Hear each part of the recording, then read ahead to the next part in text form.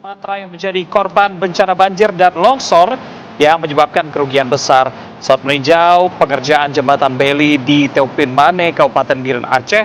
Presiden Prabowo Subianto mengumumkan bahwa utang kredit usaha rakyat atau KUR untuk petani terdampak akan dihapus.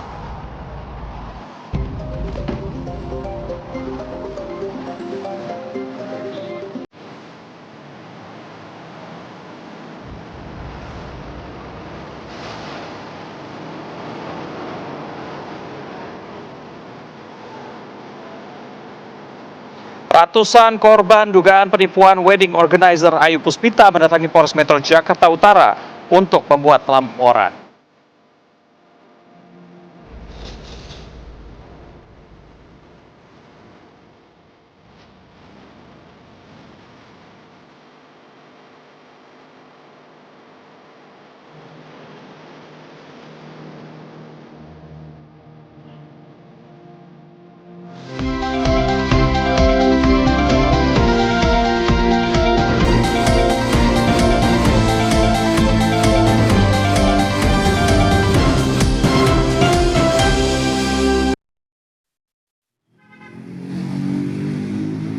Kejadian kebakaran di daerah Jalan Soekarno-Hatta.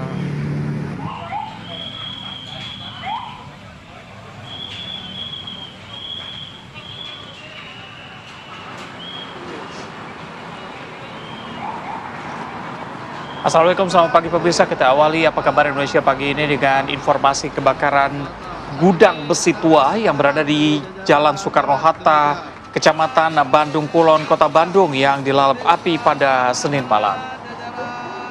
Ya, seperti yang Anda lihat, api berkobar hebat di bagian tengah bangunan. Total ada 12 unit armada pemadam kebakaran yang diterjunkan ke lokasi kejadian. Petugas pun langsung berjibaku memadamkan api, di mana memang barang-barang di dalam gudang ini relatif sulit terbakar, sehingga memang membutuhkan waktu proses pemadaman yang cukup lama.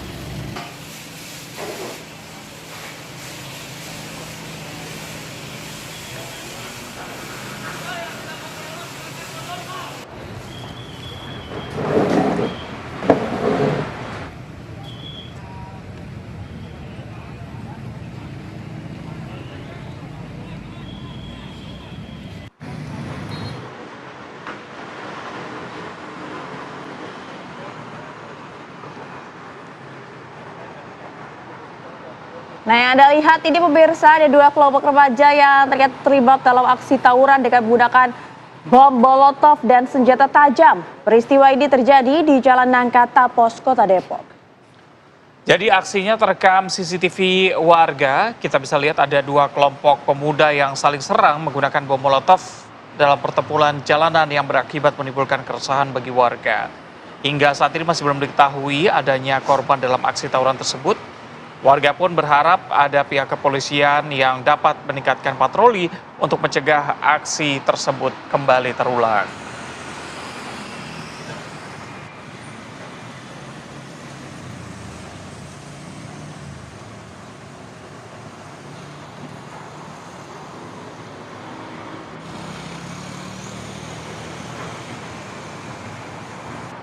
Sebelah kan, dekat tembok situ. Halo, Assalamualaikum. Selamat pagi pemirsa. Ya, gimana kabarnya hari ini? Alhamdulillah sudah lebih sehat lah ya daripada hari kemarin ya. Memang karena cuacanya lagi kurang enak ya. Betul, cuacanya tidak menentu. Betul. Bahkan sebagian saudara kita di berbagai wilayah juga mengalami musibah ya akibat cuaca yang memang tidak menentu. Termasuk di Jakarta dan sekitarnya. Kemarin kita lihat ada di Bekasi, Muara Gembong, begitu banjirop terjadi di sana. Jakarta Utara juga begitu ya. Jadi diharapkan memang menjelang akhir tahun ini Anda bisa tetap menjaga kesehatan dan juga kestabilan supaya bisa tetap menjalani sampai dengan akhir tahun ini dengan bahagia. Dengan tuntas gitu ya, dan juga bikin plan-plan tahun depan, resolusi apa aja biar semakin mantap lagi gitu kan. Nah, yang mantap juga kami hadirkan untuk Anda tentunya beragam informasi yang kami hadirkan di Apa Kabar Indonesia Pagi. Jadi jangan kemana-mana, tapi kami hadirkan untuk Anda ini informasi dari wilayah Gorontalo nih. Ada seorang pria di kota Gorontalo yang menjadi korban penganiayaan dengan senjata tajam pemirsa ini di tengah keramaian di sebuah pasar sentral di kota Gorontalo. Jadi Wali Kota Gorontalo, Adan Dambea, yang sedang berada di lokasi berupaya melerai pelaku yang kian membabi buta. Jadi suasana keramaian pasar ternyata langsung berubah ya ketika ada seorang pria yang dianiaya menggunakan senjata tajam. Saat kejadian, para pengunjung langsung berhamburan keluar karena panik, sementara pelaku terus membabi buta menganiaya korban. Bahkan penganiayaan ini terjadi di hadapan Wali Kota Gorontalo yang sedang berbincang dengan pelaku UMKM. Wali Kota pun tampak berupaya melerai pelaku yang mengganas. Akibat kejadian ini, pemirsa, korban mengalami 10 luka bacokan. Diduga keributan terjadi antara pelaku dan korban terlibat akibat dendam lama. Usai menganiaya korban, pelaku langsung menyerahkan diri ke kepolisian.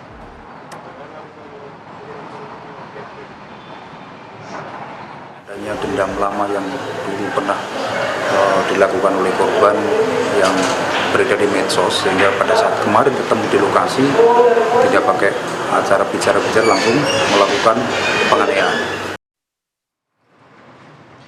Kita ke kabar lainnya, pemirsa, ini akibat jalanan licin setelah hujan, ada sebuah mobil Colt Diesel yang terguling tepatnya di akses jalan Jembatan Suramadu, Surabaya, Jawa Timur.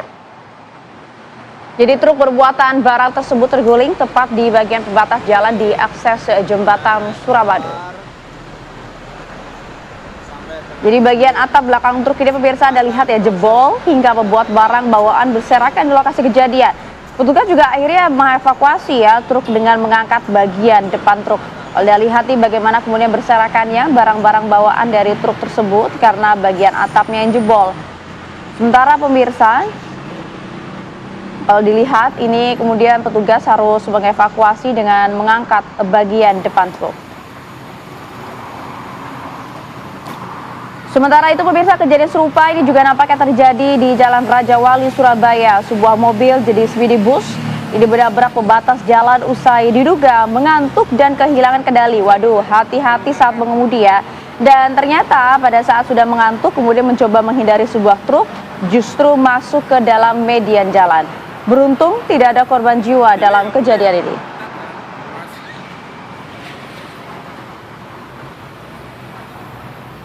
Karena memang sudah kemudian masuk ke median jalan seperti ini ya, proses evakuasi jadi lebih sulit begitu ya. Dan kalau dilihat, pemirsa, saat ini seperti yang Anda lihat, ini bagaimana kemudian sebuah mobil jenis pickup double cabin terjun ke jurang sedalam 30 meter. Dan bahkan terseret arus sungai Batang Merangin di Jalan Lintas Kerinci menuju ke wilayah Bangko. Jadi dari data petugas, identitas pengemudi ini merupakan Freddy, 30 tahun, yang berhasil selamat dan mengalami luka ringan. Sementara 2 penumpang lainnya ditemukan meninggal dunia setelah tim SAR gabungan melakukan pencarian selama 2 hari. Korban atas nama Yogi, 30 tahun, ditemukan di Desa Guguk, Kecamatan Renah Pembab, Kabupaten Merangin, sekitar 3 km dari lokasi. Sementara korban kedua ditemukan sekitar 42 km dari titik awal. Pencarian para korban terkendala medan yang ekstrim, tebing yang curam, dan arus sungai yang kuat menjadi tantangan dalam pencarian.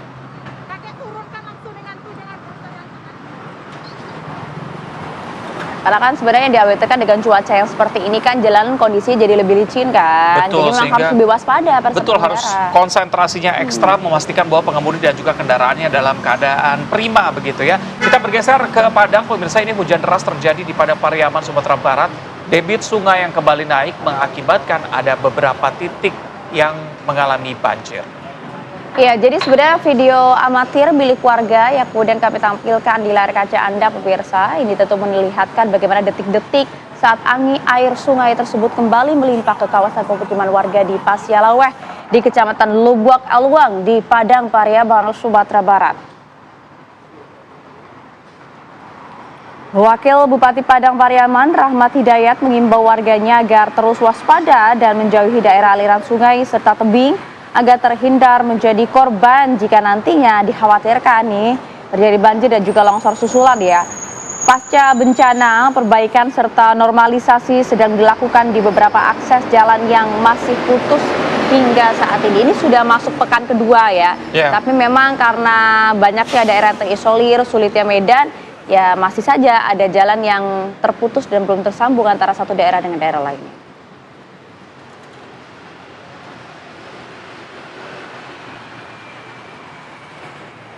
Oh, ini kan kemudian di wilayah Sumatera Barat ya. Coba kita ajak Anda kemudian menuju ke wilayah Aceh yang memang kondisinya juga kita bisa bilang cukup parah juga begitu ya. Ini tepatnya berada di wilayah Bener Meriah ya, salah satu lokasi paling parah terdampak banjir. Kita coba bergeser ke wilayah Aceh, di mana pasca bencana banjir dan tanah longsor, puluhan warga Bener Meriah Aceh ini seperti yang Anda lihat berjalan kaki ataupun berkendara motor ke wilayah lain, yaitu tepatnya ke Aceh Utara untuk membeli kebutuhan pangan bahkan hingga BBM untuk kebutuhan genset mereka. Perjalanan bahkan mencapai setengah hari, tapi meski begitu mereka tetap harus melakukannya agar keluarga di rumah nggak kelaparan, Zah. Betul, ini ada warga yang kita lihat tadi ya, ini tantangan sekali bagi mereka menggunakan sepeda motor, juga lumpurnya cukup tebal, berjalan kaki juga harus jauh. Harga-harga kebutuhan pokok setelah sampai di sana juga harganya luar biasa tinggi Ya, begitu, karena memang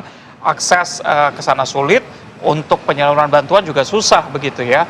Mereka membeli kebutuhan dengan harga yang mahal, tapi tidak ada pilihan lain untuk membantu keluarga mereka. Jika hanya menunggu bantuan, mereka khawatir keluarga terancam kelaparan. Bisa dibayangkan ya betapa jauhnya perjalanan tersebut, tapi medannya kan juga menantang nih, cukup terjal, bahkan ya kemudian ada yang melewati sedikit aliran sungai begitu ya, dan membawa barang bawaan yang cukup berat juga, jadi bisa dibayangkan betapa susahnya perjalanan mereka itu. Iya, tapi setelah kunjungan Pak Presiden kemarin kan sudah dipastikan kesiapannya bahwa 1 sampai dengan 2 pekan ini infrastruktur jalan terutama jembatan juga akan segera terselesaikan supaya bantuan baik itu melalui darat dan juga udara bisa segera sampai ke sana dan juga tepat sasaran. Tepat sasaran itu yang penting, dan juga bagaimana kemudian perbaikan kelistrikan di sana ya. Dia harapan kan tadi malam harusnya sudah nyala nih ya, beberapa wilayah, ada sekitar 93% di wilayah Aceh ya. Betul, tapi ternyata warga Dusun Belu Belitung, Desa Sungai Liput Aceh sudah hampir 2 pekan ternyata bertahan di rumah mereka tanpa listrik di sana. Ya, kita coba lihat dulu kondisinya seperti apa ya. Ini kami tampilkan gambarnya untuk Anda pemirsa, bagaimana kemudian mereka 2 pekan bertahan di rumah tanpa listrik. Ini kondisinya jika pada malam hari begitu ya. Ini kami juga pada saat mengambil gambar kan tentunya menggunakan lampu tambahan begitu ya, lampu senter tanpa aliran listrik, memperlihatkan nampak seperti desa mati begitu ya. Iya, ada kesulitan untuk mendapatkan akses listrik karena memang kalau dari laporan yang kita dengar problemnya cukup banyak nih Ayah. Misalnya tiang listriknya, kabel listriknya terganggu sehingga membutuhkan waktu lebih begitu ya untuk distribusi listrik secara merata di seluruh area. Betul, karena di salah satu desa yang diterjang banjir bandang, air setinggi 8 meter ini ternyata bahkan bisa kita katakan menenggelamkan desa tersebut, sehingga suasana gelap tanpa penerangan listrik ini seperti kampung mati gitu ya. Ratusan warga di desa ini juga bahkan harus terpaksa mengungsi di dataran tinggi, dan sudah hampir 2 pekan warga tidak mendapatkan pasokan, mohon maaf ya, pasokan makanan pun tidak dapat, dan juga bantuan apapun karena memang lokasinya ini sulit dijangkau, hanya bisa memberikan bantuan menggunakan melalui jalur udara atau helikopter. Sementara itu pemirsa, pemulihan jaringan listrik terutama di wilayah Aceh pasca banjir dan longsor ini sudah hampir selesai, di mana Menteri SDM Bahlil Lahadalia menargetkan bahwa aliran listrik di Aceh dapat pulih sepenuhnya. Sejak minggu malam ada 93% jaringan listrik di Aceh yang sudah menyala, 7% lagi memang terdapat di 4 kabupaten ya, seperti Aceh Tengah, Bener Meriah, Aceh Tamiang, Gayo Lues, yang diharapkan bisa menyala secara bertahap. Menteri SDM Bahlil Lahadalia mengatakan memang diperlukan waktu peralihan dari genset ke sistem tegangan tinggi untuk melakukan sinkronisasi, menjamin keamanan serta pasokan listrik yang disampaikan ke 4 daerah tersebut. Pemerintah menargetkan seluruh sistem listrik di Aceh paling lambat Senin, yaitu kemarin begitu ya, seiring dengan pemulihan akses dan juga percepatan distribusi bantuan ke daerah. Kita harapkan hari ini memang sudah mendapatkan kabar gembira, di mana memang seluruh atau 100% ini aliran listrik bisa teraliri.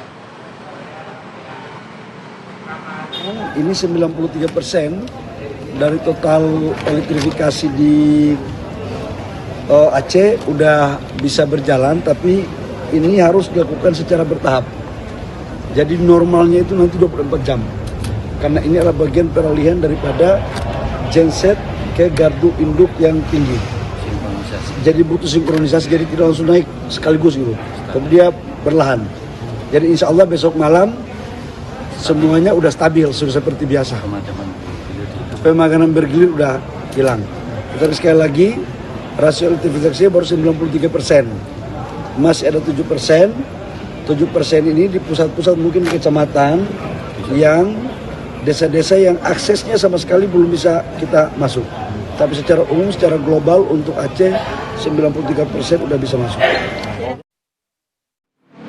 Pemirsa, kita akan ajak Anda untuk jeda sejenak. Usai jeda kami punya informasi di mana Presiden Prabowo Subianto tiba di Islamabad, Pakistan pada Senin sekitar pukul 12 waktu setempat untuk memenuhi undangan resmi Perdana Menteri Pakistan Shehbaz Sharif. Selengkapnya usai jeda. Anda kembali di Apa Kabar Indonesia Pagi. Pemirsa, Presiden Prabowo Subianto tiba di Islamabad di Pakistan pada Senin sekitar pukul 12 waktu setempat untuk memenuhi undangan resmi dari Perdana Menteri Pakistan Shehbaz Sharif. Jadi kedatangan Presiden Prabowo Subianto dan juga delegasi menggunakan pesawat kepresidenan yang disambut istimewa dengan dikawal 6 jet tempur JF-17 Thunder milik Angkatan Udara Pakistan. Setibanya di Nurhan Base Airport, Presiden Prabowo disambut langsung oleh Presiden Pakistan dan Perdana Menteri Pakistan. Kunjungan ini memiliki makna historis yang penting, bertepatan dengan peringatan 75 tahun hubungan diplomatik kedua negara. Kehadiran Presiden Prabowo juga menghidupkan kembali jejak sejarah persahabatan yang dimulai sejak kunjungan Presiden Soekarno pada 1950, momen yang dikenang sebagai fondasi eratnya hubungan kedua negara. Turut mendampingi Presiden dalam penerbangan ke Islamabad, Menteri Luar Negeri Sugiono dan Sekretaris Kabinet Teddy Indrawijaya.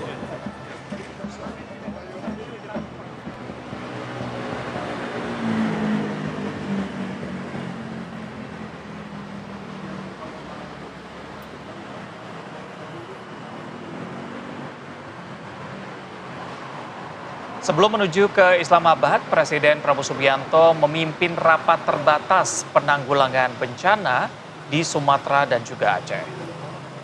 Jadi ratas ini memang digelar pemirsa di Posko Terpadu Penanganan Bencana Alam Aceh di Ladut Sultan Iskandar Muda di Kabupaten Aceh pada Minggu malam ya. Presiden Prabowo mengaku mendapat laporan kondisi di wilayah bencana yang memang masih memprihatinkan. Jadi kepala negara langsung turun ke lapangan mendorong sejumlah pihak agar memberikan perhatian khusus untuk menangani bencana. Dalam ratas, Presiden Prabowo mewanti-wanti jajarannya untuk tidak menyelewengkan dana bantuan untuk wilayah terdampak bencana di wilayah Sumatera dan Aceh. Prabowo akan menindak keras jika memang terjadi korupsi di tengah bencana.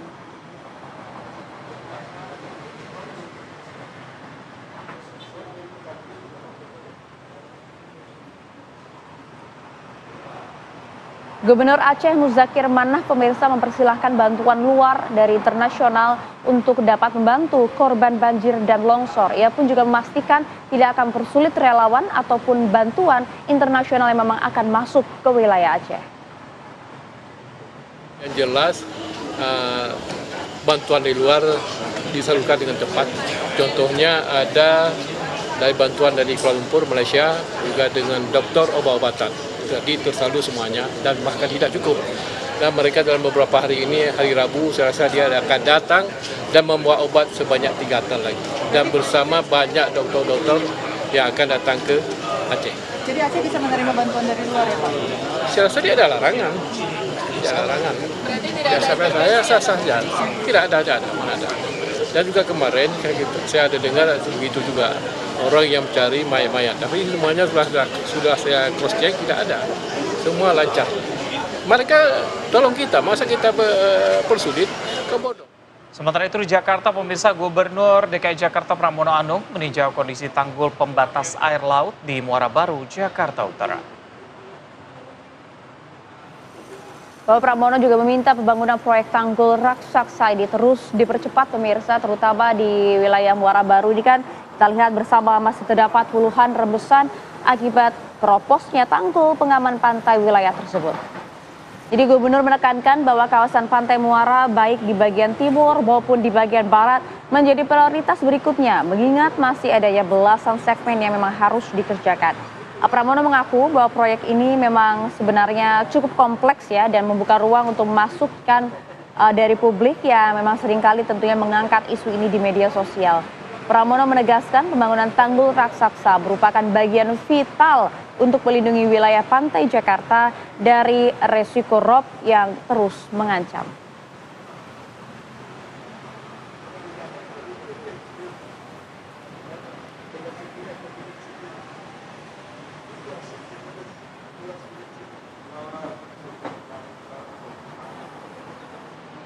Kita jeda dulu pemirsa, usai jeda kami hadirkan informasi polisi yang menangkap seorang pria pelaku begal terhadap seorang siswa sekolah dasar yang mau berangkat menuju ke sekolah. Sesaat lagi informasi untuk Anda. Kembali siapa pagi pemirsa, ada seorang pemuda di kota Cirebon yang nyaris tewas setelah menjadi bulan-bulanan warga karena ketahuan mencuri sepeda motor di kawasan Kesambi. Jadi kalau informasi yang kami dapatkan dari lapangan pemirsa, pelaku ini bernama Fajar Fadila yang memang tak berkutik ya kalau Anda lihat saat berhasil ditangkap oleh warga. Kejadian berawal saat korban Mehmet Syahrul memarkirkan motornya di sebuah warung makan dengan kondisi kunci masih menempel di lubang kontak. Jadi memang lupa ya. Jadi pelaku yang turun dari sebuah angkutan umum kemudian melihat motor dalam kondisi tidak terkunci tersebut dan langsung membawa kabur kendaraan korban menuju ke arah Jaga Satru. Namun warga yang melihat aksi itu tentu tak tinggal diam ya dan langsung meringkus pelaku. Ia pun kemudian dihakimi massa. Dan pelaku kemudian dibawa dan diamankan di Polsek Kesambi beserta dengan barang bukti untuk proses pemeriksaan lebih lanjut. Jadi hati-hati pemirsa karena sedang marak nih ya aksi pembegalan sepeda motor maupun perampasan sepeda motor di jalanan nih. Karena terjadiannya tidak hanya di wilayah Cirebon, Jawa Barat saja. Tapi kalau kali ini juga ada nih, diduga telah dibuntuti oleh dua orang pelaku, seorang pemotor di kota Palembang, tepatnya di Sumatera Selatan ini menjadi korban begal. Nah ini bahkan aksi begalnya terekam oleh CCTV dari rumah warga. Kita lihat dari rekaman ini pemirsa ada seorang pemotor yang berboncengan tiba-tiba langsung disergap oleh dua pelaku yang menendang sepeda motor milik korban hingga terjatuh. Pelaku langsung mengambil sepeda motor korban dan meninggalkan korban ini di lokasi. Pelaku diduga memanfaatkan kondisi jalan yang sepi di komplek perumahan mewah. Bahkan kalau kita lihat ini penerangannya juga minim di sana. Korban telah melaporkan peristiwa ini ke Polrestabes Palembang.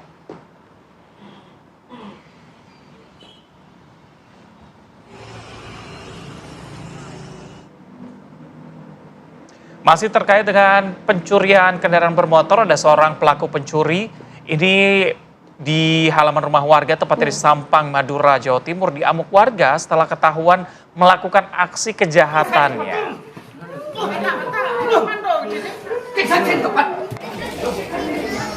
Wes, video.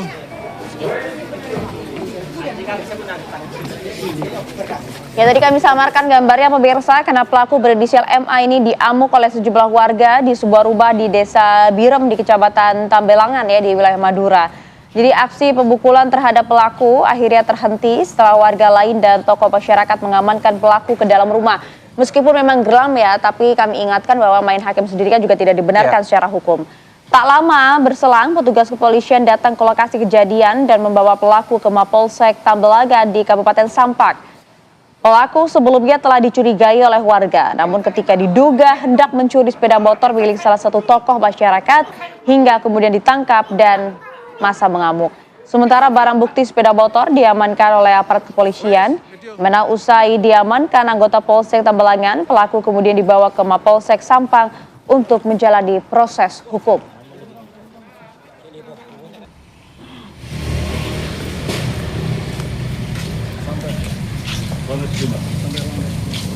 Sementara itu pemirsa, polisi menangkap seorang pria bernama Bari Agung Laksana Hutagalung, usianya 26 tahun setelah kemudian diketahui melakukan aksi begal terhadap seorang siswa sekolah dasar ya yang mau berangkat menuju ke sekolah. Pelaku pun dihadiahi timah panas oleh petugas karena melakukan perlawanan saat akan ditangkap. Nah ini aksinya juga terekam CCTV bisa kita lihat ya. Jadi ini dalam video terlihat ada pelaku berjumlah 2 orang mengendarai sepeda motor yang memepet kendaraan korban dari arah belakang. Kemudian para pelaku memberhentikan korban yang saat itu mengendarai sepeda motor sendirian, pelaku mengancam korban menggunakan senjata tajam. Korban yang ketakutan langsung menyerahkan sepeda motornya dan dibawa kabur oleh pelaku. Kapolsek Medan Timur mengatakan modus pelaku mencari korban yang masih berusia anak-anak, kemudian memberhentikannya, mengancam korban menggunakan senjata tajam. Dari hasil interogasi, pelaku ternyata merupakan residivis dan telah berulang kali melakukan aksinya dengan modus serupa. Saat dilakukan penangkapan, pelaku melakukan perlawanan sehingga petugas harus memberikan tindakan tegas. Sepeda motor korban telah berhasil dijual dan keuntungannya dipakai untuk bermain judi online. Aduh. Ini polisi juga masih memburu pelaku lainnya dan mencari keberadaan sepeda motor korban yang telah dijual. Tapi kalau bilang kasus yang sama ini seperti Untuk lebih memperdalam kasusnya sudah bergabung bersama kami. Ada Kapolsek Medan Timur, Kompol Agus Butar-Butar. Pak Kapolsek. Selamat pagi Pak Kapolsek. Selamat pagi. Selamat pagi Bapak Ibu.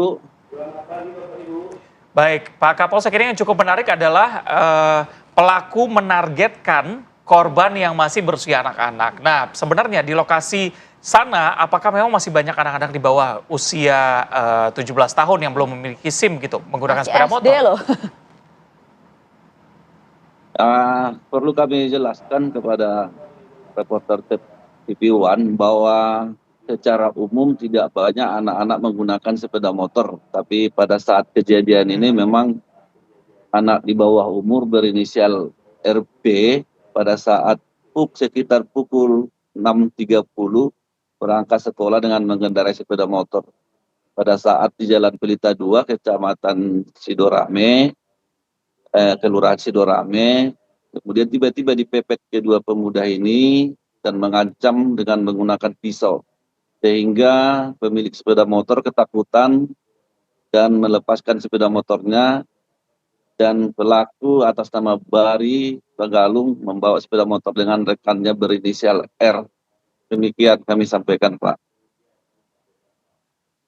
Oke, karena kan kalau diketahui ini nampaknya tidak hanya sekali ya Pak pelaku ini melakukan aksinya. Jadi ini sudah berapa kali pelaku ini melakukan aksi atau jangan-jangan residivis di kasus yang sama?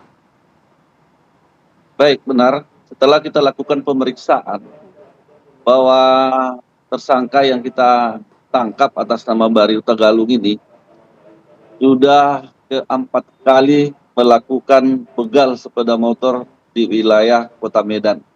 Dan pelaku ini sudah merupakan residivis, sudah sering ditangkap dan diproses mendapat keputusan. Dan pelaku ini juga pernah melakukan penggelapan sepeda motor dan tetap dilakukan proses. Jadi pelaku ini sudah berulang kali. Oke, Pak Kapolsek, ini tadi Anda katakan sudah 4 kali melakukan aksinya. Apakah 3 kasus serupa juga sebenarnya sudah dilaporkan ke pihak kepolisian? Sudah mendapat hukuman dia, tapi sudah menjalani. Kemudian setelah lepas, dia tetap melakukan kegiatan yang sama, melakukan pembegalan sepeda motor. Oke, yang cukup menarik juga adalah dia sudah membawa pisau begitu untuk mengancam pelaku. Apakah memang pagi itu sudah ada rencana untuk melakukan begal? Baik, perlu kami jelaskan bahwa sistem kerja daripada tersangka ini sering dia dengan rekannya sambil berjalan melihat mangsa-mangsa yang dapat dilakukan begal. Jadi dia memutari kota-kota ini, mangsa mana yang punya peluang untuk dilakukan begal, dan langsung melakukan begal pengancaman, dan sepeda motor diambil dan dijual kepada penadah. Dan saat ini kita juga melakukan pengembangan dengan melakukan penyelidikan penadah dan rekannya yang inisial R. Oke, artinya ini sudah tersistem ya Pak, yang mereka memiliki komplotan, baik itu yang siapa yang mengeksekusi, siapa itu kemudian yang akan menerima barang dari aksi pembegalan tersebut, dan ini sudahkah ada kelanjutannya apa? Sudahkah diamankan pula oleh polisi? Jadi kita belum bisa mengungkap sistem ini, tapi kita tetap melakukan penyelidikan. Tapi setiap dia melakukan begal, yang menampung barang hasil begalnya berbeda-beda. Jadi dia sudah punya rekanan-rekanan mungkin di wilayah-wilayah tertentu yang selalu menampung hasil begal daripada tersangka Agung Utagalung, tersangka atas nama Bari Agung Utagalung ini. Baik, Pak Kapolsek, ini kalau kita lihat kan lokasi di mana aksinya dilakukan jalannya cukup sepi begitu. Apakah memang salah satu incaran dari pelaku ini mencari jalan yang sepi, tidak banyak orang? Ya, secara umum mereka ini kan mencari mangsa yang di jalan-jalan sepi. Kebetulan di daerah kita ini dengan waktu yang 06.30 ini masih sepi pada saat-saat anak-anak mungkin berangkat sekolah, tapi pada saat melintas ini dia melihat dalam keadaan sepi, dia melakukan tindakannya dengan melakukan pengancaman.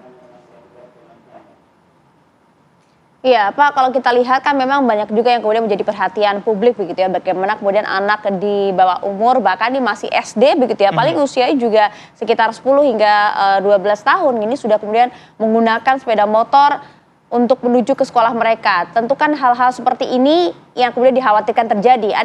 Seperti apa himbauan dari pihak polisi? Pak Kapolsek. Baik, kami akan menghimbau kepada masyarakat bahwa kepada anak-anak kita yang belum layak untuk menggunakan sepeda motor tidak perlu diberikan, karena memang bisa mengkhawatirkan salah satu pelanggaran lalu lintas, laka lantas, dan salah satu seperti ini menjadi korban pembegalan. Jadi kami himbau kepada orang tua untuk memberikan sepeda motor sesuai dengan usia ataupun yang diizinkan oleh undang-undang. Demikian. Oke, karena usia ini cukup penting, bukan cuma fisik saja. Mungkin fisiknya bisa lebih tinggi, tapi usia kan dari kematangan berpikir dan segala macam begitu ya Pak ya. Pak Kapolsek, mungkin terakhir betul. ancaman hukuman bagi para pelaku ini apa saja? Ancaman hukuman di atas 7 tahun, itu ancaman hukum sesuai dengan pasal 365 di KUHP. Oke, baik, terima kasih Kapolsek Medan Timur Kompol Agus Buta-Buta atas waktunya bersama kami. Terima kasih Bapak, selamat pagi. Selamat pagi. Baik pemirsa, kita ajak Anda untuk jeda sejenak. Usai jeda kami punya informasi di mana Prabowo Subianto mengatakan bahwa utang dari KUR atau kredit usaha rakyat untuk petani terdampak bencana banjir dan longsor akan dihapuskan. Kira-kira seperti apa mekanismenya kami hadirkan usai jeda ya.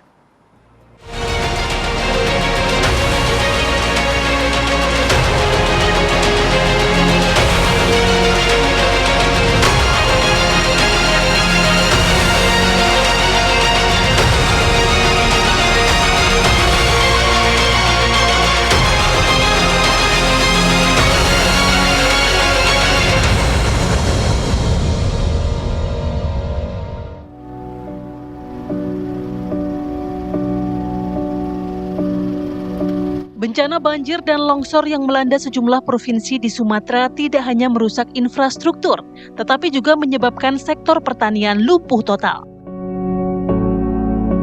Banyak petani kehilangan lahan, peralatan kerja, hingga gagal panen, dan tidak lagi mampu membayar cicilan kredit usaha rakyat atau KUR. Saat bertemu para petani, Presiden menegaskan bahwa utang KUR yang terdampak bencana akan dihapuskan sepenuhnya. Pemerintah menyatakan keadaan ini sebagai kategori keadaan memaksa atau force majeure, sehingga tidak ada kewajiban bagi petani untuk melunasi sisa utang. Selain penghapusan KUR, pemerintah memastikan ketersediaan pangan bagi daerah yang terdampak. Presiden menyebut suplai pangan dari daerah lain aman dan telah diatur untuk mencegah krisis distribusi. Pemerintah menegaskan akan terus memantau kondisi petani dan memastikan proses pemulihan berjalan hingga masyarakat kembali berproduksi. Lantas kapan program penghapusan KUR bagi petani terdampak bencana ini akan mulai diberlakukan?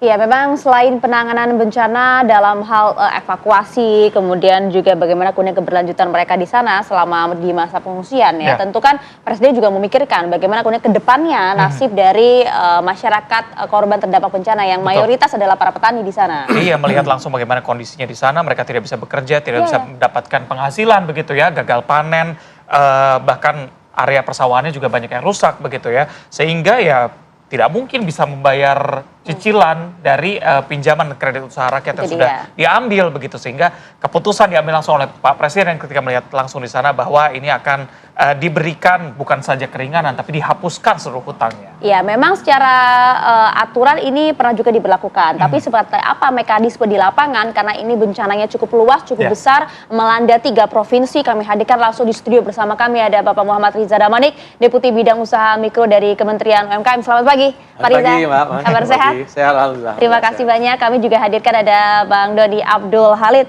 ini pengamat kebijakan publik dari UI. Selamat pagi, Bang Doni. Selamat pagi. Terima kasih sudah hadir. Ya, terima kasih. Pak Riza, jadi setelah ada instruksi dari Presiden tersebut, gimana sih kementerian Anda bisa menerjemahkan apa yang dimaksud oleh Presiden? Ya, saya kira ini satu keputusan penting ya, untuk memberikan dukungan kepada para korban, khususnya yang terdampak banjir di 3 provinsi, Sumatera Utara, Aceh, dan Sumatera Barat. Wabil khusus lagi ini para petani ya. Pak Presiden memberikan penegasan kepada para petani kita, yang tentunya di lapangan bisa dilihat ada yang terdampak sangat serius. Dalam hal ini bukan saja alat produksinya yang rusak, tapi juga secara total sulit untuk bisa kembali pulih di kemudian hari. Nah, hal-hal yang semacam ini saya kira menjadi perhatian, perlu ada kepastian sejak dini, sehingga saudara-saudara kita yang terdampak ini bisa lebih tenang menghadapi situasi yang ada, dan sekaligus juga bisa melihat ada masa depan, ada upaya-upaya pemulihan yang lebih sistematik ke depannya. Oke, biar fokus utamanya adalah ya pemulihan dulu, bersama dengan keluarga, trauma healing dan segala macam. Jadi masalah begini ya, biar pemerintah yang handle begitu ya. Pekan lalu kami bersama Pak Menteri ya datang ke sejumlah lokasi yang terdampak banjir di Sumatera Utara. Memang kita bisa katakan, bisa kita lihat bahwa ada yang terdampak sangat serius, ada yang terdampak ringan, demikian ya. Dan juga kita sudah bertemu dengan sejumlah lembaga penyalur kredit usaha rakyat. Ya, Pak Menteri sudah berdialog dengan sejumlah pihak, yang pada intinya adalah prinsipnya yang pertama, kita ingin pada masa sekarang ini disegerakanlah semua pihak memberikan dukungan kepada saudara-saudara kita korban terdampak banjir, ya, khususnya UMKM kita. Nah, yang kedua tentu kita ingin juga melihat, mengidentifikasi langkah-langkah yang lebih sistematik supaya kedepannya ini dapat diselesaikan, ya, khususnya terkait dengan kredit usaha rakyat kita. Jadi jangan sampai nanti di setengah situasi yang semacam ini justru ada tagihan-tagihan yang menyulitkan saudara-saudara kita. Ya, ini saya kira perlu diantisipasi. Nah, karena kan banyak juga pertanyaan publik, meskipun kita tahu betul di wilayah terdampak bencana ini mayoritas memang profesi ada petani ya. Apakah ini juga penghapusan kuning ini berlaku bagi seluruh jenis pertanian, baik itu mikro, makro maupun juga super mikro? Ya, itu yang kita bicarakan. Ya, kami pekan ini tuh diminta untuk melakukan koordinasi dengan sejumlah pihak. Malam tadi juga kami koordinasi dengan kita punya komite kebijakan pembiayaan UMKM ya, yang dipimpin langsung oleh Pak Menko, lalu juga dengan lembaga-lembaga pembiayaan. Perlu diketahui di 3 provinsi ini setidaknya ada 13 ya, sekurang-kurangnya ada 13 lembaga penyalur kredit usaha rakyat. Ada 3 penjamin ya, yang tidak hanya Bank Himbara di sana. Tidak hanya Bank Himbara. Jadi kita perlu bicarakan dengan mereka-mereka. Kita perlu bicarakan lintas kementerian lembaga dalam kerangka untuk memastikan ini fix bisa dijalankan. Artinya sekali lagi penegasan bahwa ini hanya khusus untuk pertanian atau sektor UMKM lainnya juga? Kita lihat secara keseluruhan, tapi tentu afirmasi tadi di pertanian sudah disampaikan oleh Bapak Presiden. Ya. Kalau kita lihat di Sumatera, di 3 provinsi tadi, kredit usaha rakyat saja di sektor pertanian itu angkanya lebih kurang 4, sekian triliun. Ya, untuk yang di lokasi terdampak. Ya. Lebih kurang angkanya, lebih kurang 75.000 kredit usaha rakyat untuk di sektor pertanian. Tapi sekali lagi saya ingin katakan, tentu bisa dipastikan tidak semuanya mendapatkan atau situasinya lumpuh total. Ya, karena kalau kami lihat tuh, kalau kita boleh grading itu ada 3 atau 4 situasi. Situasi yang pertama bahwa usahanya omsetnya turun, tapi alat produksinya masih ada. Ada yang memang omsetnya turun, alat produksinya rusak, sedang. Ada yang dia usahanya turun, alat produksinya lumpuh total, tidak bisa beraktivitas kembali. Atau bahkan hilang misalnya terkena banjir dan seterusnya. Hal-hal yang semacam ini tentu kita perlu pilah dan pilih, sehingga nantinya ini kebijakan afirmatif dari Bapak Presiden ini bisa memberikan manfaat kepada saudara-saudara kita yang tepat dan juga sekaligus mencegah terjadinya moral hazard. Kata kuncinya di situ, tepat sasaran begitu ya, tidak sampai ada yang memanfaatkan, mencari keuntungan di tengah kesulitan saudara kita. Mas Doni, kalau dilihat kebijakan yang diambil Presiden ini menunjukkan apa? Kalau memang ingin menunjukkan bahwa negara benar-benar hadir di sana.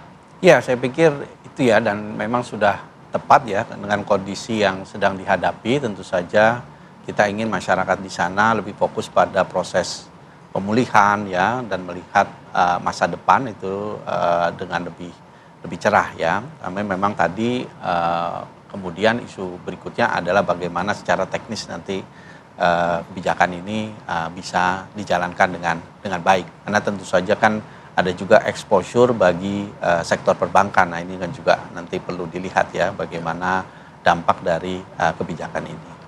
Tapi kalau Anda lihat sebenarnya sudah tepat tidak sih ini kemudian hanya diperuntukkan bagi sektor pertanian yang memang mayoritas masyarakat di sana seperti itu profesinya? Ya, menurut saya mungkin kejadian saat itu karena memang sedang bertemu dengan para petani ya. Jadi mungkin Pak Presiden juga saat itu memfokuskan pada petani. Tapi saya pikir tadi juga sudah disampaikan, tentu saja nanti dilihat bahwa ternyata mungkin dampak dari banjir dan longsor ini kan tidak hanya pada petani ya, karena pada sektor-sektor yang juga mensupport kegiatan pertanian kan juga pasti akan berdampak. Jadi saya rasa itu juga perlu mendapat perhatian sehingga nanti ekosistem sektor pertaniannya juga bisa berjalan setelah pulih. Oke. Mas Riza, sebenarnya kalau dari pembahasan yang sudah ada sejauh ini begitu, ini kan masih dalam pembahasan, masih dalam perkembangan. Ada batas maksimal gak sih misalnya pinjamannya sampai dengan sekian sehingga sudah terukur tuh, atau memang dari instruksi Pak Presiden tadi ya semuanya dihapuskan?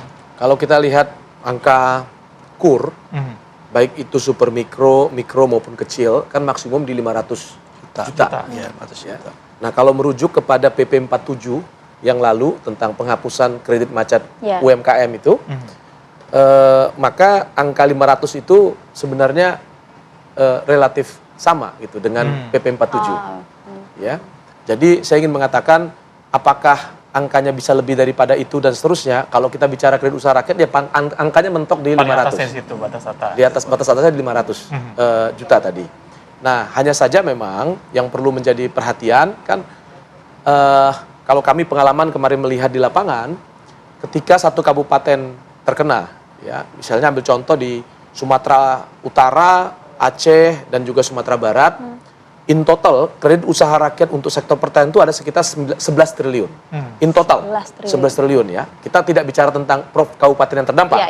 Tapi kalau kita masuk ke dalam melihat yang terdampak, di kabupaten yang terdampak, itu angkanya 4, sekian triliun untuk pertaniannya. Nah, kalau kita masuk lagi ke dalam, ya, pertanyaannya kan ada pertaniannya itu yang terdampak banjir, ada yang pertanian tidak terdampak banjir, kan begitu.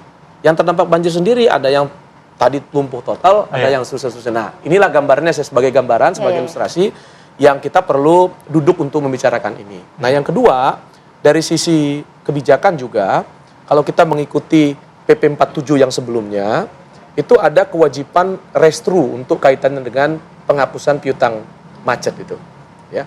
Nah, pertanyaannya tentu kalau dalam kaitan dengan menjalankan PP 47 sebelumnya, ternyata dengan proses restru ini membutuhkan waktu, sehingga target hapus piutang macet UMKM itu tidak bisa sepenuhnya bisa diselesaikan dalam kurun waktu 1 tahun, ya, sampai berakhirnya masa PP 47. Nah, pertanyaannya dalam kaitan dengan pasca banjir atau bencana banjir Sumatera Utara, Aceh, dan Sumatera Barat ini, apakah masih menggunakan mekanisme yang sama atau harus dengan mekanisme yang baru gitu. Nah, ini yang kita sedang bicarakan supaya ini bisa sifatnya segera, ya, dan sekaligus juga bisa menjawab peluang ekonomi untuk tumbuh kembali di kemudian hari ini sangat penting saya kira. Karena sebenarnya secara aturan kan ini bisa saja dilakukan gitu Bisa. kan, karena kan memang penghapusan kredit macet UMKM kan juga sudah pernah berlangsung begitu ya. Tapi begini Pak, kalau kita berbicara mengenai lokasi bencana, ini kan mereka betul-betul tidak memiliki apapun, baik Betul. itu dari data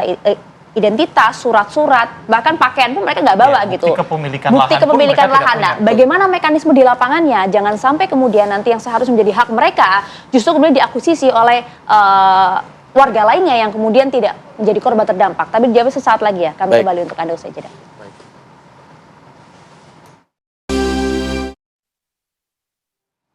Oke, sebelum kita lanjutkan perbincangan bersama dengan Pak Riza dan Pak Doni, kami ajak Anda, Bapak, ini untuk menuju ke Pidijaya. Sudah ada rekan kami, ada Brilian di sana, Syaheran. Brilian, bagaimana kemudian respon dari para petani korban terdampak di sana terkait dengan kebijakan yang disampaikan oleh Presiden Prabowo ini?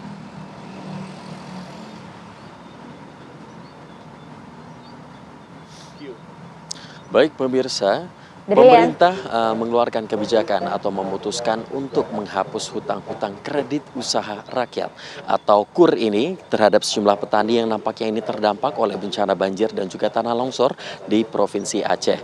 Dan juga saat ini untuk memberikan gambaran kepada Anda bagaimana tanggapan dari para petani yang nampaknya ini kemarin ketika musibah atau bencana kemarin ini cukup juga merasa terdampak. Dan saat ini sudah bergabung dengan saya yakni Pak Hafidz.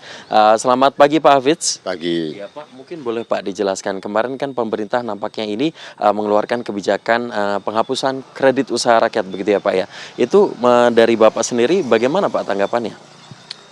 Kalau bagi kami yang pernah ngambil KUR itu sangat senang dan bahagia dan berterima kasih kepada pihak Presiden.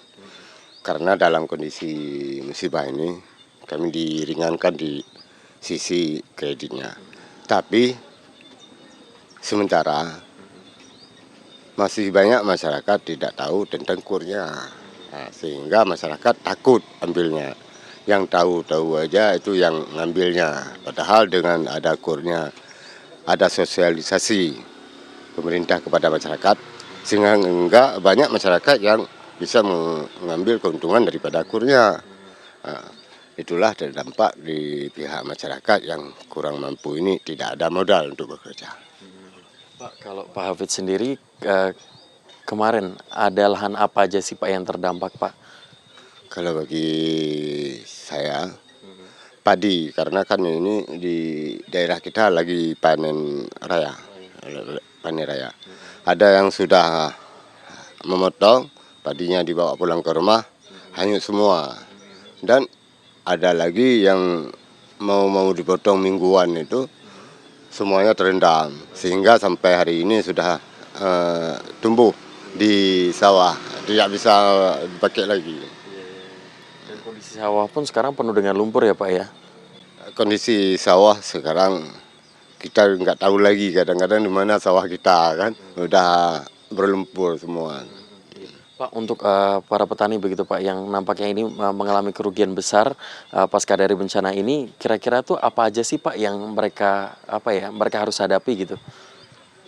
Kita dalam musibah ini banyak hal yang lain dengan musibah kemarin tsunami. Tsunami semuanya harta benda nyawa. Tetapi kalau sekarang tidak di sisi nyawanya, cuma di sisi hartanya, sehingga kadang-kadang kita lama untuk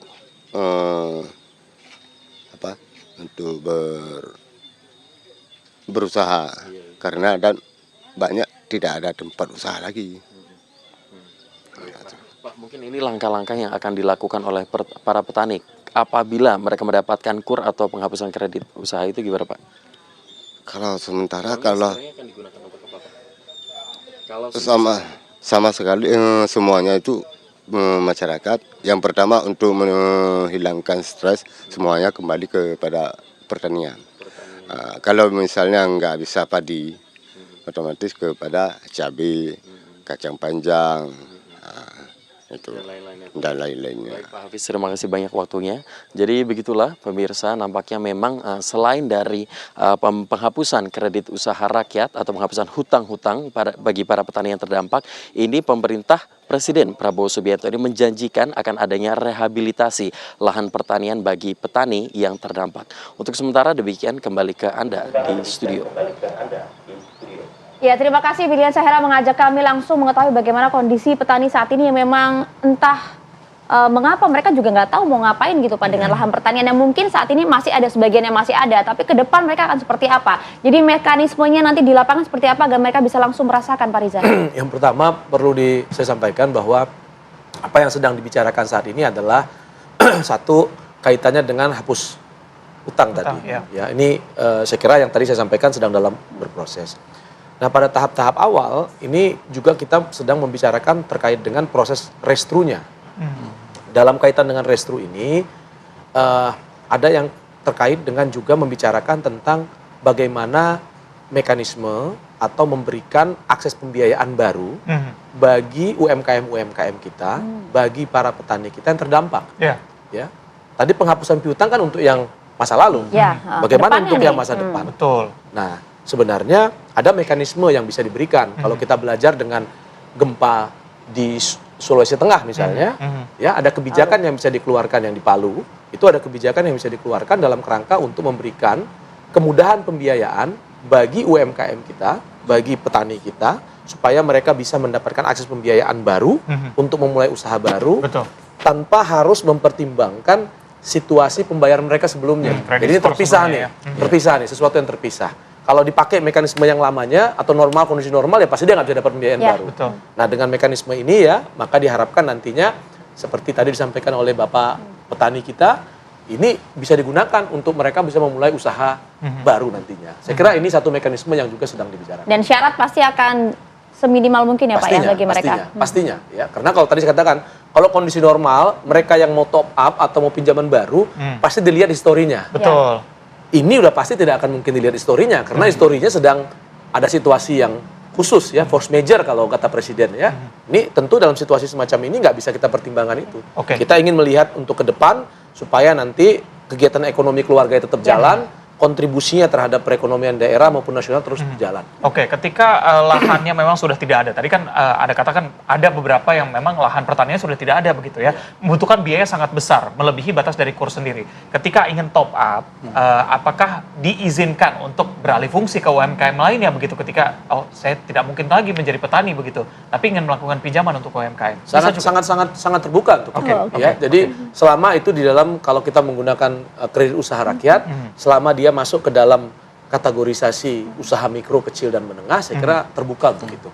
Pemerintah punya skema untuk pembiayaan super mikro, KUR mikro, dan KUR kecil di bawah 100 juta tanpa agunan. Ya. Di atasnya perlu ada agunan tambahan bila diperlukan, ya, dan seterusnya. Dan tentunya usahanya, jenis usahanya itu terbuka untuk apa saja, sehingga nanti bisa dimanfaatkan. Ya, Pak Doni, kalau kita mencermati bencana alam yang kemudian bencana yang masih terjadi di Indonesia selain hanya di 3 provinsi di wilayah Sumatera, tapi kan saat ini kita lihat juga di Jawa Barat juga kemudian banjir juga melanda dan juga potensi di beberapa daerah lainnya. Kita apresiasi betul kebijakan yang dilakukan oleh Pak Presiden Prabowo ini, tapi bagaimana ya kemudian untuk membuat kebijakan ini lebih efisien lagi dalam hal beban negara ke depannya? Ada tidak solusi-solusi lain yang lebih tepat begitu dalam hal kebijakan? Iya. Memang kalau kita bicara mengenai kebijakan yang sifatnya afirmatif, tentu saja fokus pada satu kejadian ya, satu kasus. Tapi memang dampaknya juga bisa saja kita lihat kepada sektor keseluruhan secara umum ya. Misalnya kayak ini kan tentu saja khawatirnya, ini ada moral hazard misalnya ya, tiba-tiba nanti mudah dong menghapuskan KUR. Ya, nanti kalau benar di satu daerah hapus KUR, hapus KUR gitu kan. Nah, sehingga perlu memang belajar dari sini. Kita tahu kan sebenarnya resiko dari bencana karena ada perubahan iklim dan lain sebagainya semakin tinggi ya, sehingga perlu mekanisme yang juga melibatkan ya sektor bisnis ya, yaitu misalnya bagaimana ada mekanisme asuransi bencana bagi UMKM misalnya yang membutuhkan, sehingga nanti ketika terjadi sesuatu, ya kita tentu saja tidak inginkan ada bencana, tapi misalnya terjadi sesuatu, nah itu ada mekanisme lain selain mengandalkan dari anggaran negara gitu. Nah ini yang kita perlu juga pikirkan gitu. Tadi ada beberapa kejadian ya yang mungkin bisa menjadi yang semacam sumber informasi ya, kira-kira kita bikin sistem asuransi kredit mikronya seperti apa. Mas Doni, yang berdampak lainnya kan tidak hanya petani begitu. Betul. Ya. Pekerjaan lainnya, ibu rumah tangga mungkin, ini kan juga terdampak. Salah satunya listrik yang memang selama sekian hari, 10 hari, 9 hari mereka tidak mendapatkan pasokan listrik begitu ya. Kebijakan lainnya seperti meringankan pembayaran listrik dan segala macam itu diperlukan nggak sih demi asas keadilan supaya semua juga merasakan begitu? Iya, saya pikir kalau tadi ya, kalau untuk memberikan bantuan bagi seluruh masyarakat yang terdampak, tentu saja kita pasti pemerintah ingin membantu di semua aspek ya. Tapi tentu saja nanti mekanismenya nih yang perlu dipikirkan, karena kan ada yang memang domain dari pemerintah, ada yang domain dari BUMN, bahkan ada domain dari swasta misalnya. Nah ini yang perlu kita lihat juga bagaimana koordinasinya, termasuk terkait dengan KUR ini ya, tadi misalnya kalau dokumen-dokumennya hilang dan lain sebagainya, itu kan sebenarnya ujung tombaknya kan lembaga keuangan nih, dia yang menyalurkan ya. Nah, tentu saja nanti bagaimana proses recovery dari datanya. Nah tentu saja kan pemerintah berkoordinasi dengan pihak-pihak yang terkait dengan penyaluran KUR ini untuk ya melihat kembali ya data-data yang memang ada. Oke, Pak Riza mungkin Pak. Baik. Dengan asuransi. Saya lihat memang ini jadi satu tantangan kita. Satu sisi kita tinggal di daerah yang rentan terhadap bencana ya, ring of fire itu. Pada sisi yang lain, kita lihat secara faktual UMKM kita sebagian besar adalah usaha mikro di sektor informal. Inilah kenapa Pak Menteri juga mendorong 1 tahun terakhir ini percepatan-percepatan untuk transformasi dari sektor informal ke formal. Karena di sektor informal ini selain isu dalam pendataan, tapi juga ada kaitannya dengan bagaimana proses pencatatan dan seterusnya ini menjadi krusial. Ya, ini belum secara penuh dilakukan. Gitu. Apalagi tadi disampaikan ya Pak Doni kaitannya dengan asuransi, gitu ya. Penting itu ya. Penting sekali ya. Kita sedang mendorong ya, sudah tidak banyak, belum banyak lembaga-lembaga asuransi yang mau masuk untuk ke dalam yang usaha-usaha mikro ini karena dianggap high risk dan sulit dikuantifikasi gitu. Tapi sudah ada beberapa memulai ya.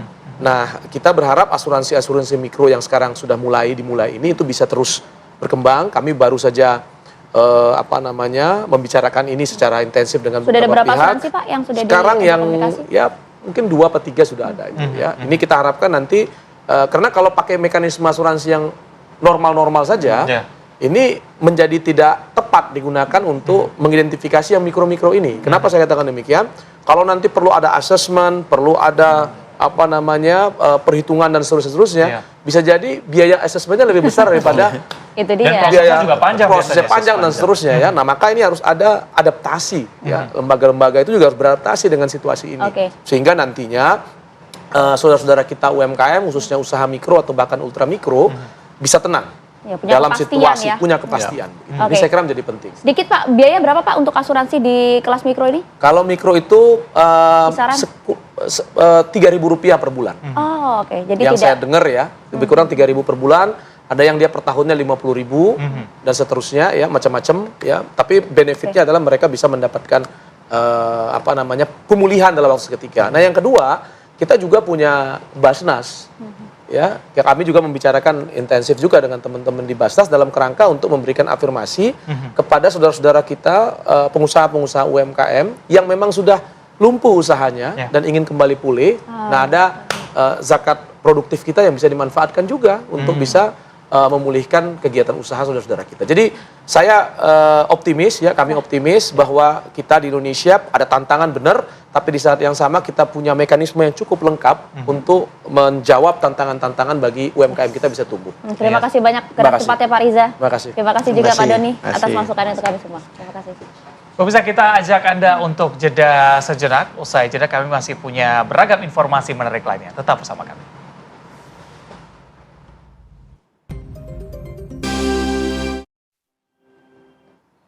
Ya pemirsa, Anda kembali di Apa Kabar Indonesia Pagi. Pemirsa, kami hadirkan informasi untuk Anda di mana ini cukup ramai kemarin diperbincangkan. Hingga Senin siang kemarin, ratusan korban dugaan penipuan wedding organizer Ayu Puspita mendatangi Polres Metro Jakarta Utara untuk membuat laporan. Sementara untuk pihak kepolisian ini memang sudah mengamankan dan juga tengah melakukan pemeriksaan ya terhadap pemilik serta 4 karyawan dari PT APS yang memang viral tersebut. Jadi rata-rata korban ini tergiur menggunakan jasa wedding organizer Ayu Puspita karena menawarkan harga yang variatif serta banyaknya bonus yang diberikan. Jadi mereka sudah membuat laporan, salah satunya ada Satrio Yuda yang akan menikah pada 24 Januari 2026. Dia telah membayar 90% dari total biaya 170 juta rupiah.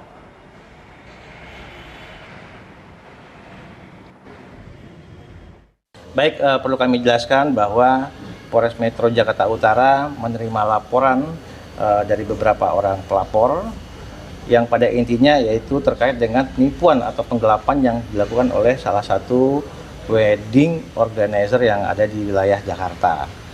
Untuk laporan sudah masuk 2 hari yang lalu, kemudian tadi malam diamankan beberapa orang yang terkait dengan permasalahan tersebut, di mana kronologisnya yaitu WO ini sudah menerima uang untuk melaksanakan acara pernikahan atau resepsi, kemudian pada hari H-nya tidak terlaksana sesuai dengan kesepakatan.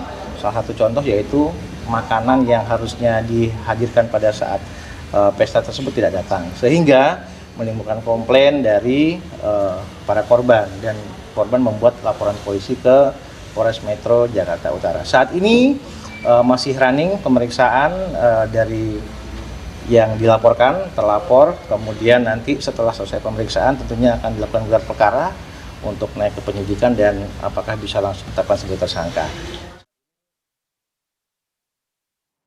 Iya, karena ini korbannya tidak 1-2 pasangan saja, Reza, jumlahnya ratusan bahkan informasinya, dan memang sebagian dari mereka sudah melapor dan masih banyak juga yang belum melakukan pelaporan. Kita sebenarnya penasaran ya, seperti apa sih cerita dari para korban dugaan penipuan wedding organization dari Bayi Ayu Puspita ini, karena cukup ramai di media sosial. Kita langsung coba ajak Anda berbincang, sudah tersambung melalui sambungan Zoom bersama kami. Ada Mbak Mezia Ananda Rizky dan juga Reza Sulistianto di selaku pasangan yang diduga menjadi korban ya dalam penipuan wedding organizer ini. Selamat pagi Mas Reza, Mbak Mezia. Pagi. Aduh, kok masih bisa ceria ya? Kok jadi aku yang sedih gitu. Betul, ini kabarnya mereka kan melangsungkan pernikahan pada tanggal 7 kemarin begitu ya, hari Minggu. Coba mungkin bisa dijelaskan kepada kami, sebenarnya seperti apa kejadian saat itu dan gimana respon Anda dan keluarga ketika melihat mungkin vendornya tidak ada, makanan tidak ada, seperti apa?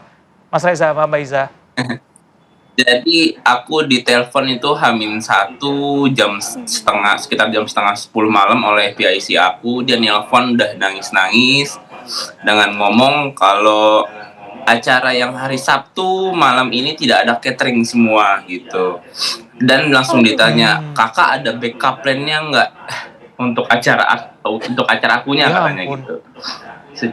Secara langsung kan nggak mungkin ada backup plan gitu kan. Jadi ya kalau dibilang ini Kak semuanya sebenarnya banyak yang belum belum dibayar gitu kan. Secara inian gitu. Terus ujung-ujungnya akhirnya rundingan ke keluarga, mutusin untuk akhirnya acara sakralnya dulu aja katanya kayak gitu. Dan pada saat hari H benar-benar semuanya blast, nggak datang sama sekali. Bukan catering aja, semuanya. Oke. Mungkin pertama-tama kami ucapkan selamat dulu lah ya. Ini telah menjadi pasangan suami istri, walaupun memang bebannya agak cukup berat ya di masa-masa pertama rumah tangga. Mas, mohon izin Mas, mungkin bisa agak lebih rapat lagi duduknya agar bisa sama-sama terlihat. Karena udah sah kan boleh gitu ya, agak sedikit mepet begitu supaya kita blockingnya juga lebih enak nanti. Nah, itu dia. Oke.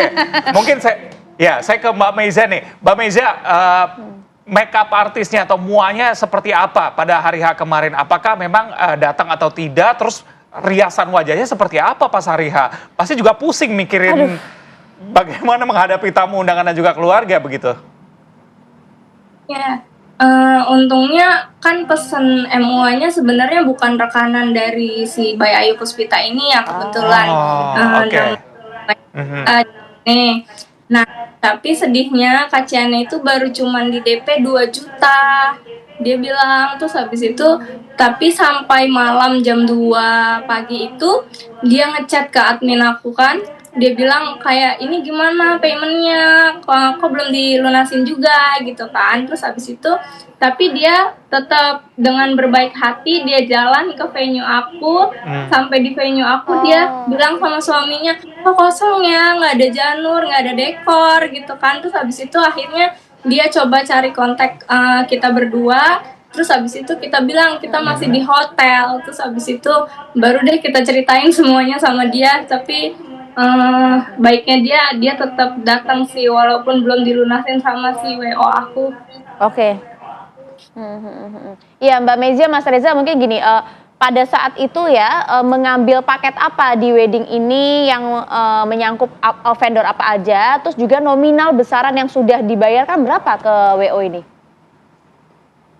Kalau dari Ayu Puspitanya aku ngambil paketnya yang all in, jadi semuanya dari mereka semua, dari dekor, dari catering, entertainment, fotografer, MUA, attire, itu semuanya dari dia semua gitu. Dan kalau ngomongin total itu yang aku bayarkan adalah 114.100.000. Kalau plus promonya itu di 35 juta, mungkin jadi sekitar di 150 jutaan sebenarnya as total. Oke. Speechless ya Reza ya? Saya langsung kaget. Karena jumlahnya fantastis banget dan korbannya ada ratusan, nggak kebayang seberapa banyak kerugian yang dialami oleh para korban secara total begitu ya. Mas Reza, laporan sudah dibuat oleh Anda dan juga teman-teman korban lainnya begitu ya. Bagaimana proses pelaporannya pada saat itu dan kabarnya juga sudah terhubung satu sama lain dengan grup WhatsApp begitu ya. Ada berapa total grup anggota grup WhatsApp di sana, Mas Reza? Kalau untuk grup WhatsApp itu ada sekitar 300-an ya. Tapi juga banyak orang-orang yang kayak buzzer gitu ya. Bukan korban juga banyak sebenarnya yang ikut gabung. Kalau untuk pelaporan sih terakhir aku update udah jadi LP di Polres Tangerang Selatan gitu ya. Update sih paling itu aja, nanti kata dia dikabarin lagi, tindak lanjuti lagi. Nanti aku tinggal nunggu baik aja dari pihak Polresnya kayak gitu. Ya, dan ya memang sudah terjadi ya, tapi kan tentu kan ingin meminta pertanggungjawaban juga kan dari yang bersangkutan gitu. Jadi pada saat kemarin ramai tuh Mas Reza, Mbak Mezia, ada video viral yang banget ya. Pada ngegeruduk tuh rumah dari Mbak Ayu gitu ya. Mas Reza, Mbak Mezia sempat ada di lokasi nggak? Kalau untuk di di rumahnya aku enggak, tapi langsung kayak pas tanggal 7 malamnya itu aku langsung ke Polres Jakutnya langsung. Beres resepsi semua langsung ke kantor polisi begitu ya Mas ya? Sampai jam 1 pagi. Itu dia yang harusnya ya abis nikahan kan mikirinnya honeymoon ya. Ini malah ke kantor polisi. Harusnya malam pertama tapi malah di kantor polisi. Aduh Mas Reza, tidak ada maksud untuk ajak bercanda dan juga ketawa begitu ya, tanpa mengurangi rasa kekhawatiran kami. Tapi maksudnya pelaporan polisi sejauh ini sudah sampai mana tingkatannya dan apa yang diharapkan oleh Anda dan juga para korban lainnya nih Mas? Untuk pelaporan polisi kan karena yang sudah jadi korban yang acaranya sudah terjadi itu kan yang setahu aku yang di tanggal 6 itu ada 9 orang, yang di tanggal 7-nya 5 orang. Nah, untuk yang bisa jadi LP itu kebetulan sudah acaranya terjadi. Sementara yang masuk pelaporan di polisi yang masuk pelaporan di kantor polisi itu masih untuk acara yang akan datang. Jadi sisanya jadi saksi untuk laporan kita yang acaranya sudah terjadi. jadi laporan pendukung. Laporan pendukung ini. Mas Reza, Mbak Mezia, pada saat di kantor polisi Jakut itu sempat bertemu nggak dengan Mbak Ayu ataupun suaminya ataupun keluarganya yang memang diamankan oleh polisi? Enggak. Kalau ketemu udah Udah habis. Udah habis kayaknya.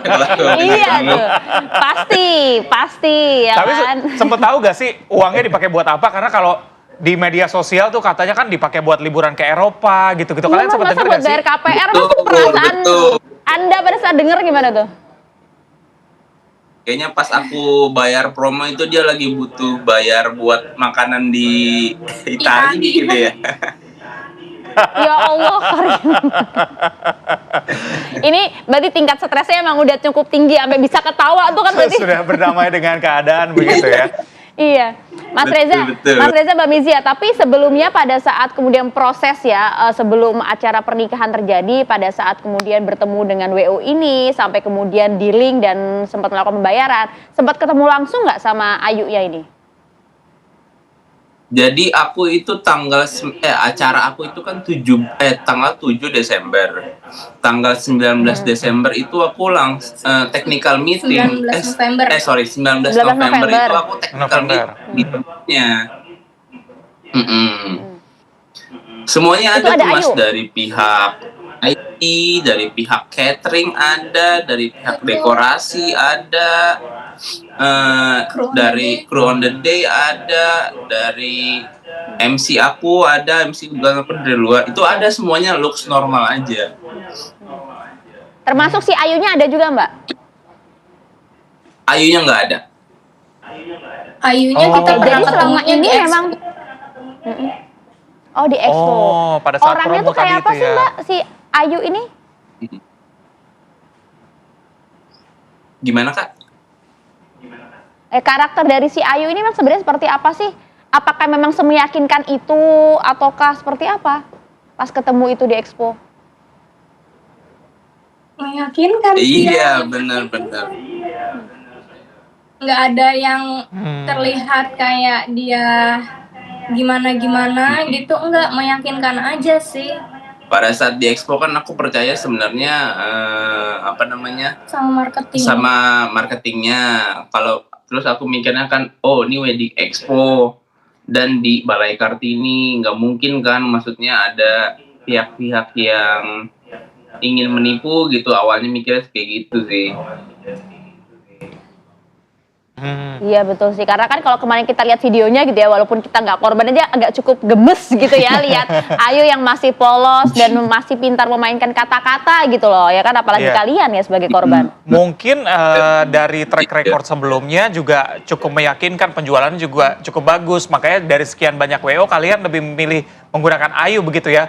Pasti kan riset-riset juga sudah dilakukan begitu ya. Betul, kalau ngomongin track record setiap minggunya kan sebenarnya ada terus ya Mas ya. Tapi mungkin itu udah hasil dari gali lubang tutup lubang kan. Jadi pas impact paling parahnya itu di aku gitu. Di yang tanggal 6 tanggal 7. Mas terakhir mungkin sikat aja. Ada yang mau disampaikan nggak ke Ayu? Misalnya nih ada keluarganya Ayu yang nonton, siapa tahu kan bisa dikirim gitu ya. Apa yang mau disampaikan deh ke Ayu langsung nih? Zolim, kamu tahu ngerusak hari bahagia orang. Bener sih itu. Iya kita harapkan laporannya bisa segera masuk dan juga dieksekusi sehingga kerugian kalian dan juga korban-korban lainnya bisa dapat dikembalikan. Betul. Begitu ya, tidak mengurangi kebahagiaan yang sudah didapatkan oleh semoga kalian. Allah kasih rezeki kalian berlimpah dari pintu-pintu lainnya dan juga korban-korban lainnya ya. Amin. Terima kasih banyak Mas Reza, Mbak Mezia, sekali lagi selamat, semoga sakinah mawaddah warahmah. Amin. Terima kasih. Baik, pemirsa, kita ajak Anda untuk jeda sejenak. Usai jeda kami punya informasi ada ratusan personil gabungan dari TNI dan juga Polri yang mulai melakukan pembersihan material lumpur akibat banjir bandang yang terjadi di permukiman desa tepatnya di Tapanuli Selatan, Sumatera Utara. Selengkapnya usai jeda. Ya, Anda kembali di Apa Kabar Indonesia Pagi, pemirsa. Ratusan personil gabungan TNI Polri mulai melakukan pembersihan material lumpur akibat banjir bandang yang terjadi di wilayah Desa Aek Ngadol di Tapanuli Selatan, Sumatera Utara. Jadi yang Anda saksikan ini merupakan kondisi permukiman warga di Desa Aek Ngadol, Tapanuli Selatan yang porak-poranda pasca diterjang banjir bandang. Terlihat rumah-rumah warga dan juga fasilitas umum hancur rata dengan tanah. Bahkan hamperan material lumpur yang tebal, puing-puing bangunan terbawa arus berserakan di sana. Sementara proses perbaikan jalan yang amblas juga masih terus dilakukan. Hingga 2 unit alat berat diturunkan ke lokasi untuk melakukan pengerasan jalan yang rusak akibat banjir. Ini dilakukan agar akses penghubung antara Tapanuli Selatan dan Tapanuli Tengah bisa dilalui kendaraan. Ya, karena penumpukan material dari lumpur dan juga kayu-kayu itu kan cukup tinggi, bahkan sampai meteran kan.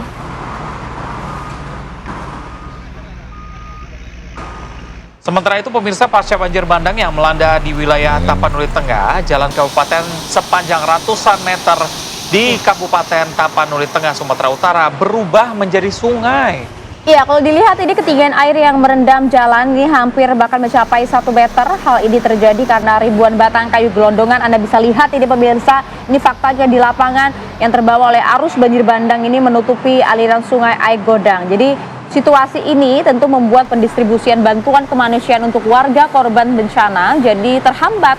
Selain itu juga aktivitas warga terganggu dan tentunya warga meminta kepada pemerintah daerah setempat agar dapat segera memulihkan kembali aliran sungai seperti biasa.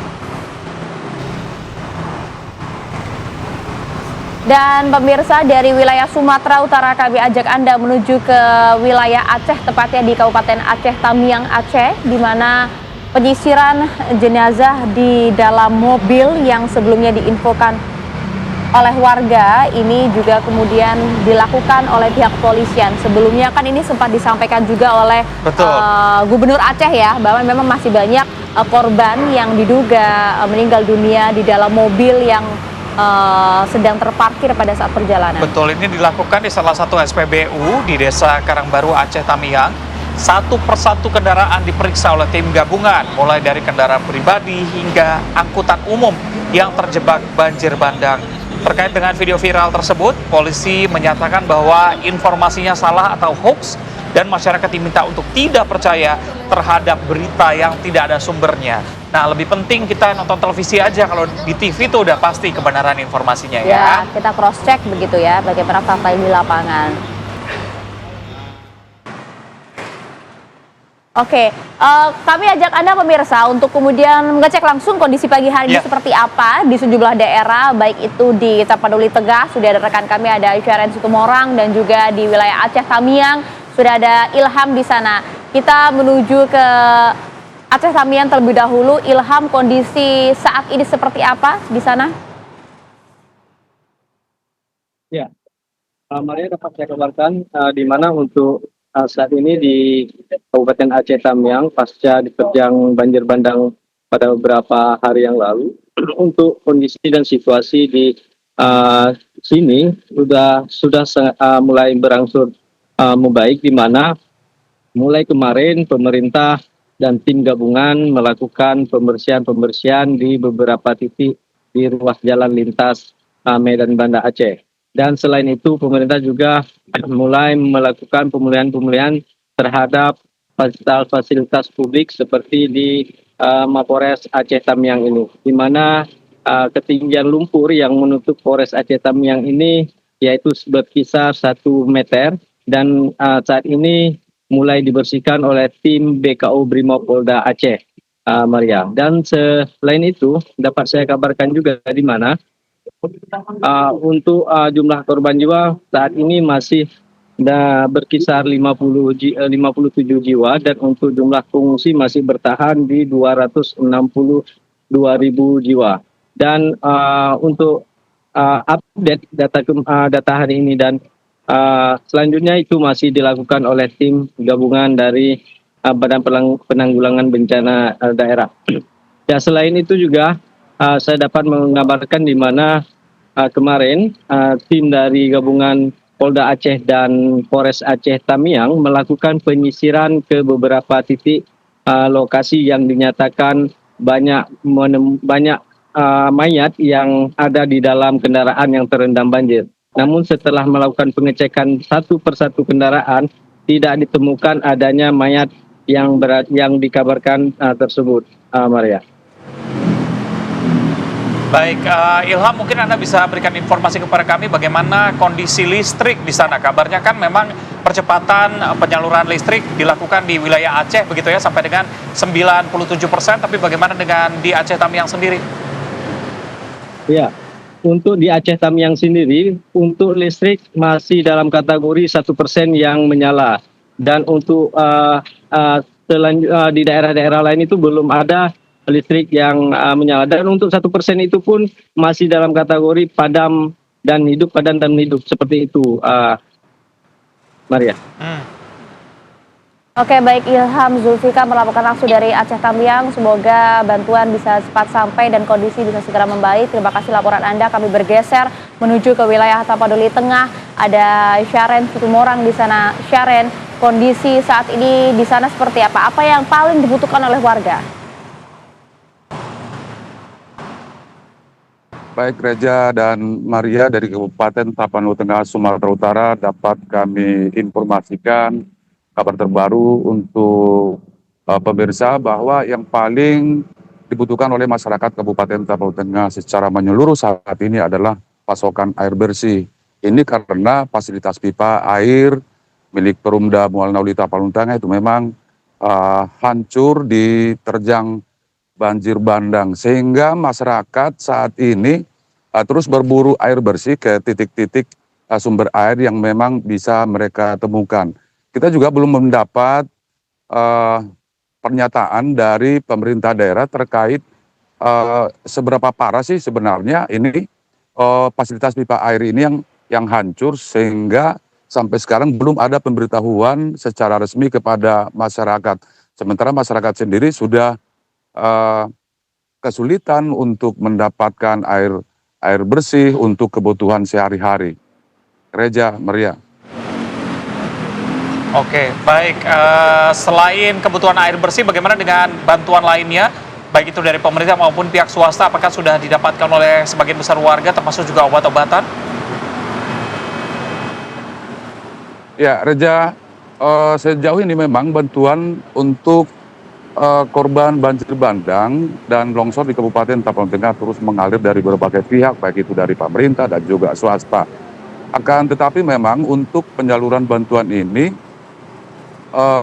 terkendala karena memang ada 19 desa kelurahan yang masih terisolir di beberapa kecamatan yang ada di Kabupaten Tapanuli Tengah. Sementara untuk distribusi logistik ini melalui udara terkadang ini juga terkendala karena faktor cuaca yang masih tidak baik-baik saja di wilayah Kabupaten Tapanuli Tengah.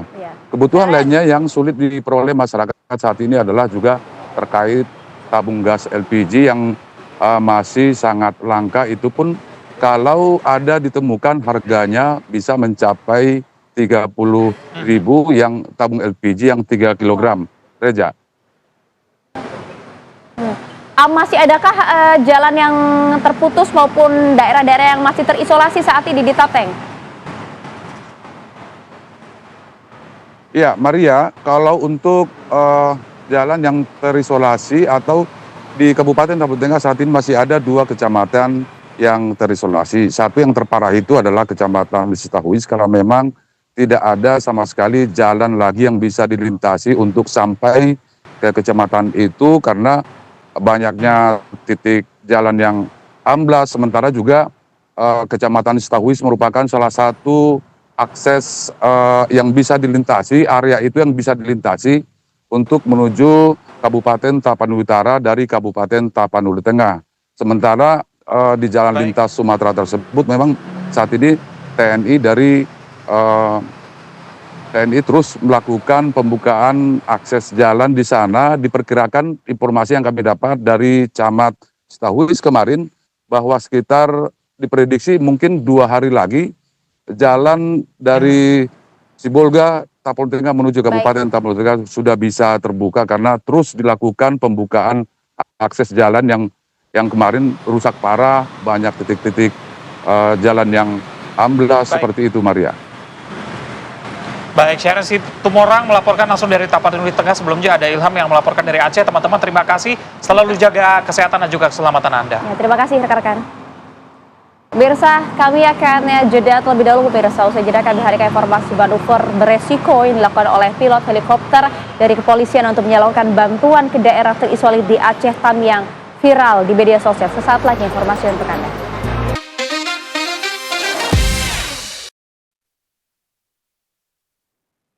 Seperti biasa kita punya serangkaian informasi viral untuk Anda pemirsa. Ini cukup memprihatinkan. Dimana kita kenal biasanya orang Jepang yang terkenal disiplin, jujur. Tapi salah satu cuplikan CCTV ini ada sekelompok orang asal Jepang yang diduga mencuri pakaian di sebuah toko di Bali. Ramai dibahas di media sosial termasuk oleh warganet Jepang sendiri. Kita lihat nih. Nih, bikin malu-maluin warga negara kalau kata netizen Jepang ya. Ini kalau dilihat nih pemirsa, aksinya betul-betul nampak terlihat jelas gitu ya. Mau ngelak apa lagi nggak bisa nih.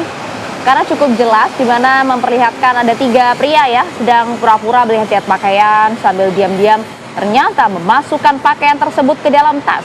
Jadi dalam rekaman tersebut mereka terdengar berbicara dalam bahasa Jepang dan banyak warga di Jepang yang ikut mengecam tindakan dari para pria tersebut, di mana Polsek Ubud membenarkan kejadian ini dan masih menyelidiki ya para pelaku. Siap-siap aja nih ya, deportasi nih. Saya laporin Giant nanti. Masukin kantong Biar Doraemon. nyanyiin sama Giant. Dan berikutnya pemirsa, kami ajak Anda menuju ke Sumatera Selatan, di mana aksi perundungan pelajar putri di Musirawas Utara, Sumatera Selatan ini direkam dan bahkan disaksikan oleh teman-temannya. Kok masih ada yang Aduh, ini ya? ngeri banget. Ini harus kami tutupi gambarnya pemirsa ya. Ini karena dalam video ini seorang remaja putri melakukan pemukulan bertubi-tubi sementara korban cuma bisa pasrah di situ. Diduga peristiwa terjadi di depan rumah salah satu warga yang direkam juga oleh teman-teman yang lain. Berdasarkan hasil penelusuran, pelaku dan juga korban perundungan masih berstatus sebagai pelajar SMP di Muara Rupit, Musirawas, Sumatera Selatan. Ini jangan dicontoh ya pemirsa. Lagi-lagi kita harapkan jangan ada lagi pelaku dan juga korban bullying yang terjadi di lingkungan sekolah dan juga lingkungan sekitarnya. Betul, tolong gunakan kreativitas kalian tuh untuk hal-hal yang positif, untuk hal-hal yang berdampak baik gitu loh, untuk masyarakat yang manfaat. Betul, seperti yang berikut ini Ya, yang juga nih. viral di media sosial pemirsa. Ada manuver beresiko yang dilakukan oleh pilot helikopter dari kepolisian untuk menyalurkan bantuan ke daerah terisolir di Aceh Tamiang yang viral juga di media sosial. Diksi salut, ini patut diancungi 4 jempol nih, itu bawahnya air loh itu. Iya. Ya kan, jadi kalau dilihat pemirsa memang cukup dramatis ya bagaimana pilot helikopter ini yang terbang sangat rendah di atas genangan air untuk menyalurkan bantuan terdampak karena memang nggak ada lagi wilayah yang dapat digunakan untuk mendarat, untuk menyalurkan bantuan secara normal gitu ya. Jadi meski penuh tantangan tapi ternyata koordinasi krunya terlihat tenang, matang dan tuntas melaksanakan penyaluran bantuan.